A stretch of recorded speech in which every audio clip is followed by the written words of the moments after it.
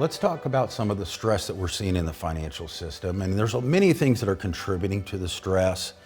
But when I step back, I think it all starts from out of the blue. After 15 years of 0% interest rates and low inflation that everyone was enjoying, it was the inflation that we saw starting in 21.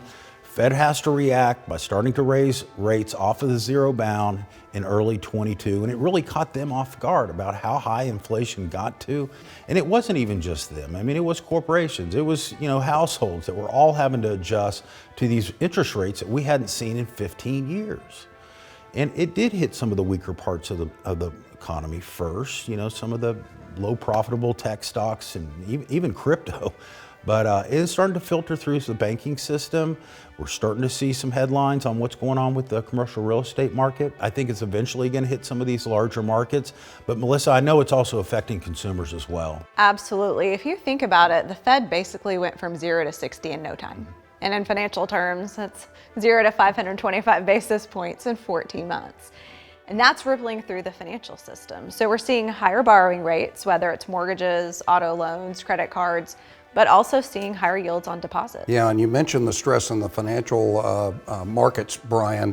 This is where the Fed's in a bit of a pickle. They want to make sure that they provide the liquidity to the banking system that's needed, but they can't forget that inflation is still high. So as they think about using their tools of interest rates and shrinking the size of their balance sheet, they got to be really careful as they move through this to not even make another mistake.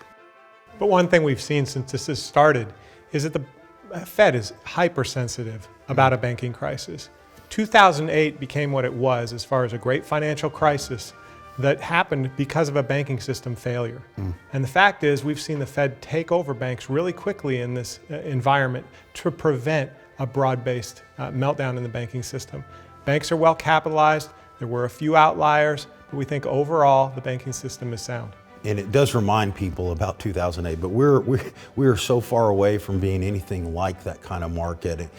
But let me close with one point, and that's when fear is high, liquidity is starting to dry up. Some of the best investment opportunities that we've taken advantage of for our clients, it's usually in those kinds of environments where high quality investments get thrown out just with the ones that are under stress, and we want to take advantage of those, and I think we're well positioned for that.